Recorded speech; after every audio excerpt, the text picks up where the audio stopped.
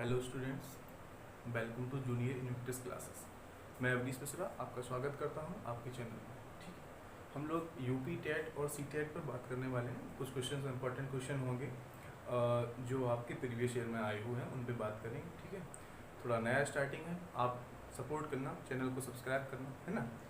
First question पर हम लोग बात करते हैं। फर्स्ट क्वेश्चन आपका रहेगा,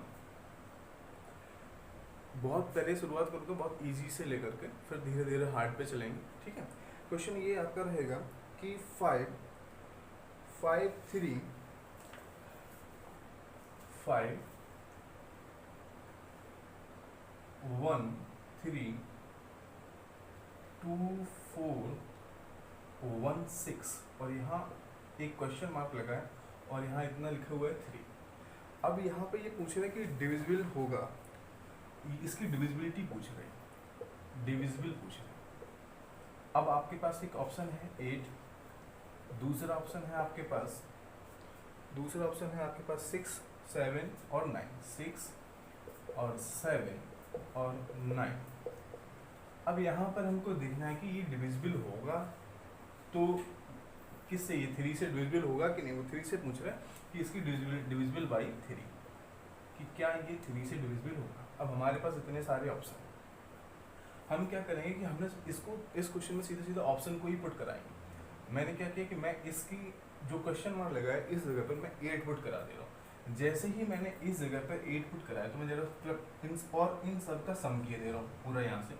तो आप देखेंगे 1 + 5 + 1 + 3 + 2 + 4 और +1 + 6 + 8 और +3, ऐसा करना पड़ेगा। तो फिर हम क्या करें, ऐड करेंगे। देखो 5 और 1 कितने हुए, 6 6 3 9 9 2 11 और 11 4 15 15 1 16 और 16 और 6 कितना हो जाएगा तुम्हारा 22 और 22 और 8 30 और यहाँ पे 3 से डिविजिबिलिटी पूछ रहा था। तो आप देखेंगे कि इनका सम करने पर हमें कितना मिला, 30 मिल गया। अब 30 मिल गया, डिविजिबिलिटी किससे पूछा, 3 से, तो हम क्या करेंगे, इसमें 3 से डिवाइड करा देंगे। हमने देखा क्या हुआ, आंसर इज 10। तो यानी क्या हुआ कि सीधा सीधा पुट कराने पर आपको जो आपके पास सीधे ऑप्शंस थे आपने उनको पुट करा तो आपने देखा कि आपको सीधा रिजल्ट मिल गया 10। तो दिस इज अ आंसर। ठीक है, नेक्स्ट क्वेश्चन आपसे पूछ रहे हैं। नेक्स्ट क्वेश्चन आपका जो होगा उसको भी देख लीजिएगा। नेक्स्ट क्वेश्चन आपका रहेगा, वो पूछ रहा है कि यदि 7 के, सेम क्वेश्चन देख लीजिएगा, 7 के 3 लगातार गुणजों का योग कितना है, 770। तो क्या, तो सबसे छोटा गुणज बताओ। तो सबसे छोटा गुणज बताना है, सबसे छोटा गुणज किसका बताना है, 777 का सबसे छोटा गुणज बताना है। ठीक है, और वो उसमें भी बात कर रहा था उसके 3, यदि 7 के 3 लगातार गुणजों का, और वो भी कैसे, 3 लगातार गुणज, 3 लगातार गुणज। अब एक बात समझिए, सबसे छोटा गुणज बताना है और 777 का बताना है। गुणजों की संख्या जो कितनी है, वो 3 है, 3 लगातार वाले गुणज की बात कर रहा है। तो हम क्या करेंगे, यहाँ पर सीधा सीधा आपका आंसर है कि आपके पास टोटल वैल्यू कितनी है, 777। उसमें से क्या करेंगे, कितने 7 के पता करने हैं, 7 के सबसे छोटे गुणज, सबसे छोटा गुणज वो भी किसका, 7 का। तो यहाँ पे क्या करेंगे, 777 में से 7 और 3 का गुणा करवा देंगे और बटे में कितना भाग देंगे, 3 से भाग देंगे। तो क्या होगा, 777 ये बनेंगे यहाँ पे माइनस का 21 हो जाएगा, बटे में कितने हो जाएंगे, 3 हो जाएंगे तुम्हारे। ठीक है, तो क्या होगा, 7 में से 1 चला गया, कितना बचा, 6 बचा, और 5 में से 2 चला गया, कितना बचा, 7 में से 2 चला गया, कितना बचा, 5 बना, और ये हो जाएगा तुम्हारा 7/3। तो 3 2 जा 6, ठीक है, और 3 4 जा 3 2 6, 3 5 जा 15 और फिर 3 2 जा 6। तो आंसर इज 253, यानी वो 7 का सबसे छोटा गुणज जो होगा वो 252 होगा। ठीक है, सबसे छोटा गुणज तुम्हारा कौन सा होगा, 252। अगर आप इसके 3 लगातार पूछा था, 3 लगातार आने वाले की बात कर रहा था, तो हमने क्या किया कि हमने उसमें 7 टोटल जो जितनी वैल्यू थी उसमें से हमने 7 और 3 का मल्टीप्लाई कराया उसको माइनस कर दिया और अपॉन में 3 से डिवाइड करा दिया, क्योंकि नंबर ऑफ जो गुणज थे, नंबर ऑफ जो मल्टीपल थे वो 3 ही थे। ठीक है, आई थिंक समझ में आ गया होगा, है ना। चलो फिर आगे बात करते हैं। अब इसके बाद आपका जो नेक्स्ट क्वेश्चन है ये काफ़ी अच्छा क्वेश्चन रहेगा। ठीक है, उसको जरा देख लीजिएगा। क्वेश्चन नंबर जो 3 रहेगा उसको देख लीजिएगा। क्वेश्चन आपकी स्क्रीन पर चलेगा। ठीक है, मेरी भी नई नई स्टार्टिंग है तो कुछ चीज़ें अभी प्रॉपर तरीके से नहीं हो पा रही, लेकिन मैं अच्छे से कोशिश करूँगा, है ना। क्वेश्चन रहेगा आपका कि 200, 200 और 400 के बीच में 30, 35 तथा 60 का सबसे छोटा सार्वगुणज। ठीक है, आपको डिवाइड करवाना है किससे, 15, 24 तथा 45 का सबसे बड़ा सा जो सार्वगुणनखंड है उसके बराबर है। ठीक है, चलो जरा हम क्वेश्चन देख रहे हैं। हमें 200 से 400 के बीच में लाई करवाना है, 200 से 400 के बीच में रखना है, ये चीज़ हमको ध्यान रखनी पड़ेगी। और क्वेश्चन में कह रहा था कि 30, 45, 60 का सबसे छोटा सार्वगुणज। सार्वगुणज का मतलब आप ये ध्यान में लेकर चलिएगा कि वहाँ पर आपको एलसीएम की बात कर रहा है। एलसीएम किसका, 30 का, 45 का, 60 का। तो हम 30, 45 और 60 का हम लोग एलसीएम निकालने जा रहे हैं। हमने निकाला एलसीएम, ये हो गए 15, 45 और 30। ठीक है, फिर क्या किया, फिर हो गया 15, 45 और फिर 15। ठीक, फिर 3 से किया, 3 बचे 15 और ये 45, 15 हो गया और ये 5 हो गया। ठीक है, और फिर 3 से किया, 5, 5, 5 और फिर ये रहेगा तुम्हारा कितना, 1। ऐसा। अब इनका हमने मल्टीप्लाई करवा दिया, तो जब मल्टीप्लाई करवाएंगे तो सीधा सीधा देखो, 2 2 जा 4, 4 3 जा 12 और 12 5 जा 12, 15 जैसे करवा दो। तो 15 दूनी 30 और 15 एकम 15 और 3 18, 180 आया। इनका मल्टीप्लाई करवाने पर कितना है, 180 आया। लेकिन याद समझने की बात यहाँ पर ये थी कि जो हमें सार्वगुणज चाहिए था वो तो हमें 200 से 400 के बीच में चाहिए था। हमारी वैल्यू आ रही है केवल 180। तो हम क्या करें, क्योंकि गुणज की ही बात है, तो हम क्या करेंगे, यहाँ पर हमने 180 में 2 से गुणा करवा दिया, समझ ना। तो क्या हो जाएगा हमारा आगे 360, क्योंकि गुणजों की बात है, गुणज का मतलब मल्टीपल की बात होती है। तो वहाँ पर कितने हो गए तुम्हारे, 360 हो। अब इसमें डिवाइड करवाना था। डिवाइड किससे करवाना था, डिवाइड करवाना है 15, 24 तथा 45 का सबसे बड़ा सार्वगुणनखंड। जब सबसे बड़ा मैक्सिमम की बात करा, जब मिनिमम की बात करता है तो वहाँ पे एलसीएम होता है, और जब मैक्सिमम की बात करता है तो वहाँ पर आपका एचसीएफ होता है। तो 15 का है, 24 का है और 25 का। तो अगर 15, 24 और 25 का अगर हम एचसीएफ निकालें तो देखो मैं लॉन्ग डिवीजन मेथड से करता हूँ। ठीक है, तो 15 का पहले 24 में किया तो ये तुम्हारे हो जाएंगे 15 एकम 15, तो तुम्हारा बचेगा कितना, 9 बचेगा, 9 और यहाँ पे 15 हो जाएगा और 9 बन जाए, 9 चला जाएगा। ठीक है, तो कितना बचेगा तुम्हारा, 6। यहाँ से कुल मिला के हमें एलसीएम लगभग 3 मिल जाएगा। ठीक है, फिर 6 बचेगा, 3 और 3 2 जा 6।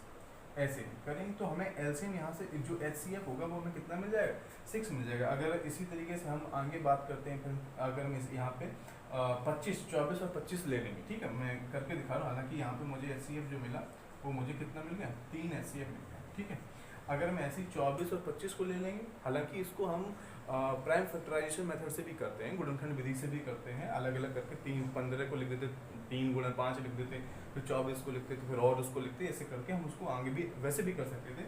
लेकिन हम जनरली वीडियो बड़ा ना करते हुए हम उसको चीज़ों समझा दे रहे हैं। अगर आप इन तीनों का एचसीएफ लेंगे तो आपको एचसीएफ 3 मिलेगा।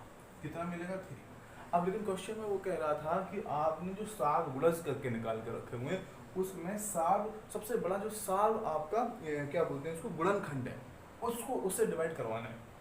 तो कोई टेंशन की बात ना है, हमने देखा सार्वगुणनखंड जो हमारा निकला वो तो 360 निकला था, उसमें डिवाइड कैसे करवाना है, सार्वगुणज जो निकले थे वो 360 निकले थे, और जो सार्वगुणनखंड निकला मैक्सिमम सबसे बड़ा से बड़ा तो वो कितना निकला, 3 निकला। ठीक, हम इसमें डिवाइड करवा देंगे तो आंसर 360/3 हो जाएगा, ये कैंसिल हो जाएंगे, 1 2 0, यानी आंसर आएगा आपका 120। ठीक, अब ऐसे ही एक क्वेश्चन आता है, आप लोगों को आई थिंक समझ में आ गया होगा ना। चलो फिर आगे बात करते हैं। इसके बाद जो नेक्स्ट क्वेश्चन है वो बड़ा आसान सा क्वेश्चन है, उसको देख लीजिएगा। क्वेश्चन ये है कि 84 के सभी धनात्मक गुणनखंडों का योग जो 7 के गुणज हैं उनकी बात कर रहा है। 84 के गुणनखंड की बात कर रहा है, गुणनखंडों का योग। तो हम वो भी जो 7 के गुणज, तो हम मल्टीपल लिख लेना हमको 7 के, ऐसे लिखूँ 7 दूनी 14 21 अच्छा को 28 अपना 35 है। इसके बाद में सीधा मुझे लिखना चाहिए 42 लिखना चाहिए था, ठीक है। और 42 में यहाँ पे लिखता और सीधा फिर उसके बाद में सीधा 84 ही हो जाता इसका, क्योंकि हम जो भी निकालने थे गुणज वो 7 को भी होने चाहिए थे और तुम्हारे 84 के होने चाहिए थे। इस वजह से हमको और नहीं, वो जो पिछले भी मैंने लिख दिए थे वो नहीं ले सकते। तो यहाँ पे क्या करेंगे 7 14 21 28, क्योंकि ये भी है 84 का, ये भी 84 का, ये सब गुणज है 84 के, ठीक है। तो अब इनका सम पूछा था, इनका योग पूछा, तो योग के लिए क्या करेंगे, इनको सभी को आपस में ऐड कर दो। तो ऑप्शन हमारे पास कितने हैं, 113 है, 189 है और 196 है और 112 है। तो इन सभी को जोड़ दो, मेरे ख्याल से 196 वाला सही होना चाहिए। हाँ ये 4 2 6 और ये कितना हो जाएगा 6 से 5 14 15 और 19। हाँ ये आंसर इज ये 196 वाले की लास्ट में 196 आ रहा, तो 196 वाला ही आपका आंसर सही होगा, ठीक है। इसके बाद में एक जो सबसे अच्छा क्वेश्चन है, इतने बीच में मैंने जो जितने क्वेश्चन कराए उसमें जो सबसे ठीक ठाक क्वेश्चन रहेगा वो ये है, जो मैं अब बताने जा रहा हूँ। क्वेश्चन ये रहेगा, वो क्वेश्चन में आपसे पूछता है कि 96 के, क्वेश्चन स्क्रीन पर चल रहा होगा, 96 के सभी धनात्मक गुणनखंडों का योग। पहली बात तो समझो, 96 के सभी धनात्मक गुणनखंड, तो पहले तो हम 96 के गुणनखंड निकालना पूरे, ठीक है। गुणनखंड है, ये प्रीवियस ईयर की सीरीज है, वही क्वेश्चन मैं करा रहा हूँ जो पिछली क्लासेस में आए, पिछले एग्जाम्स में आए हुए हैं, ठीक है। अगर इसके गुणनखंड निकालें तो ये कितना हो जाएगा 2 4 8 और 2 8 16, ठीक है। 12 ये हो गया और 3 और 6 ये हो गया और 3 ये आए, यानी आप कह सकते हैं इसको 1 2 3 4 5 2 की पावर 5 इंटू 3, ऐसे आपको आप इसको लिख सकते हैं। लेकिन वो कह रहे हैं कि क्वेश्चन में ये कहा है कि इनके सभी धनात्मक गुणनखंडों का योगफल बताओ, जो इसके गुणनखंड आ रहे हैं उनका योगफल हमको बताना है। अच्छा, इसके लिए हमको एक फार्मूला पढ़ना पड़ेगा, एक फार्मूला होता है, उस फार्मूला के थ्रू हम लोग क्या करेंगे कि चीज़ों को करेंगे। फार्मूला में क्या होता है, जैसे मान लीजिए कि ये आपका एक टर्म, भाई एक फॉर्मेट बन रहा है 2 की पावर 5 का, एक फॉर्मेट बन रहा है 3 से, तो मैंने इस 2 को बना दिया है A और इस 3 को मैंने बना दिया है B। और जो वैसे सही तरीके से अगर देखा जाए तो 3 पर पावर कितनी है 1 है, तो जो ये P है वो मैंने मान लिया, मैंने P इक्वल टू मान लिया 5 और मैंने Q इक्वल टू मान लिया है 1। एक फार्मूला होता है A P की P प्लस 1 माइनस 1 अपॉन में P माइनस A माइनस 1, इस तरीके से, ठीक है। और इसी दूसरी जगह पे क्या करेंगे, हम यहाँ पे मल्टीप्लाई का साइन लगाएंगे और यहाँ पे क्या करेंगे B Q plus 1 minus 1 upon में B माइनस 1, ऐसे वैल्यू पुट करा देंगे, ठीक है। तो क्या करें, A की वैल्यू कितनी है 2 और 2 की बात P प्लस 1 यानी ये हो जाएगा 6 और माइनस 1 अपॉन में A माइनस 1 यानी ये तो 1 ही रहेगा, ठीक है। यहाँ पे क्या करेंगे B Q प्लस 1 है तो B तो हमारे पास कितना है 3, Q प्लस 1, Q कितना है 1, ये हो जाएगा 2 माइनस 1 अपॉन में B माइनस 1 यानी ये 2 हो जाएगा। अब अगर सही तरीके से देखा जाए, अगर हम 2 की पावर 6 को एक्सप्लेन करते हैं तो 2 की पावर 6 का मतलब हो जाएगा 32, 2 की पावर 5 से हो जाता है, एक और जोड़ो 32 दूनी 64, तो 64 ये हो गए और ये हो जाएगा तुम्हारा 3 का 9 और माइनस 1 यानी 8 ये हो गया और अपॉन में कितना रहेगा 2।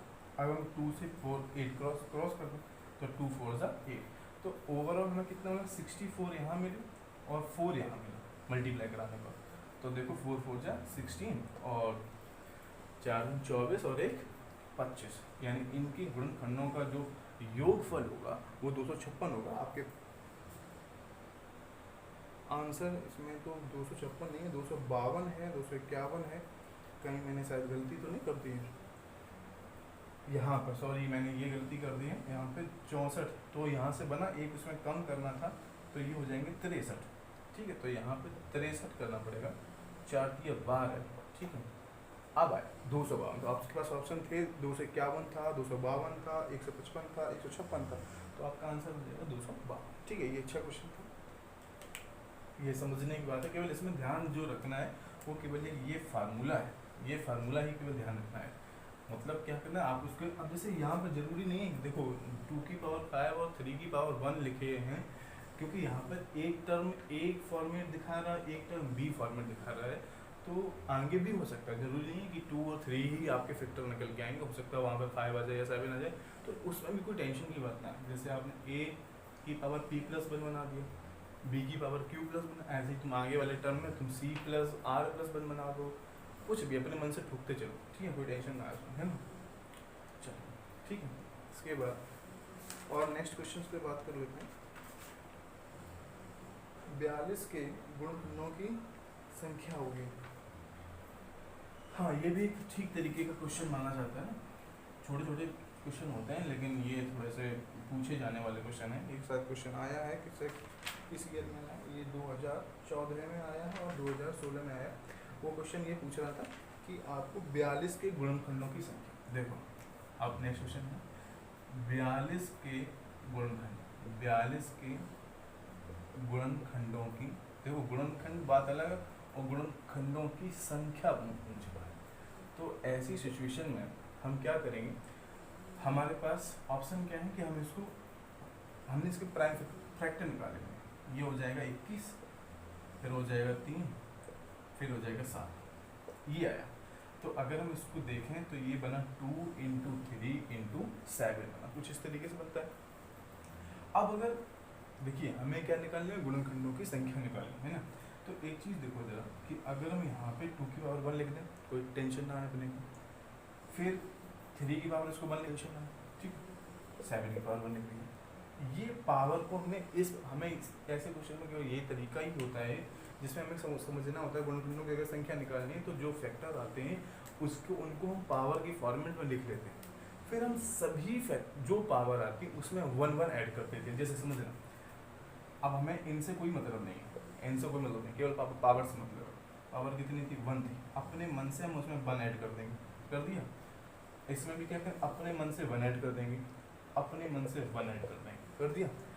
और जितने भी जो ये ऐसे फॉर्मेट बनेगा इनके बीच में मल्टीप्लाई का साइन लगाया, तो देखिए ये कितने बनेंगे, ये बन गया 2, ये भी बनेगा 2, ये भी बनेगा 2, 2 2 4 2 8, यानी इनके गुणनखंडों की जो संख्या होगी वो कितनी होगी, 8 गुणनखंड होगी। बात समझ में आ गई। तो ये भी एक तरीके का क्वेश्चन था, ठीक है। तो ऐसे ही और भी क्वेश्चंस हैं हमारे पास पूरे। ये क्वेश्चन जो चल रहे हैं वो टेट और सी टेट में आए हुए हैं, वही वाले क्वेश्चन चल रहे हैं, ठीक है।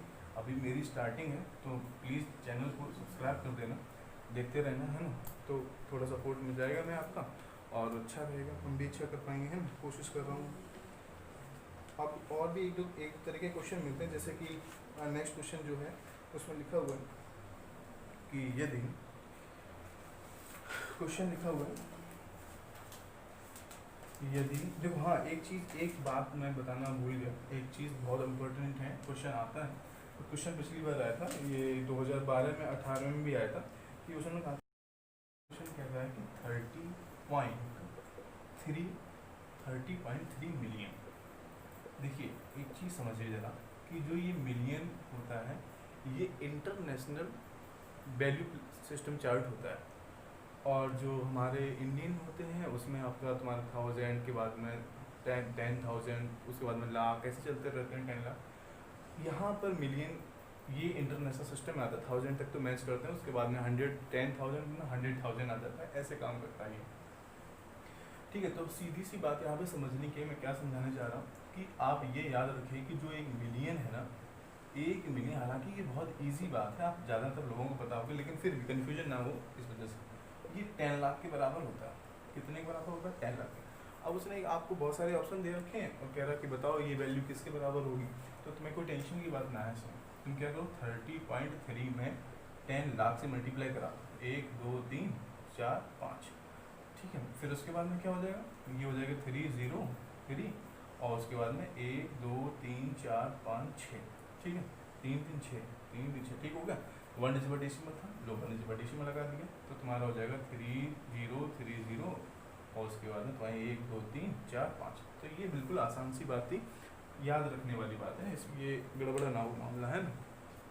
तो ये ठीक है, समझ गए। अब इसके बाद में जो नेक्स्ट क्वेश्चन है वो अच्छा क्वेश्चन है, और सी टेट में आया हुआ क्वेश्चन है, उसके बाद बात करेंगे हम।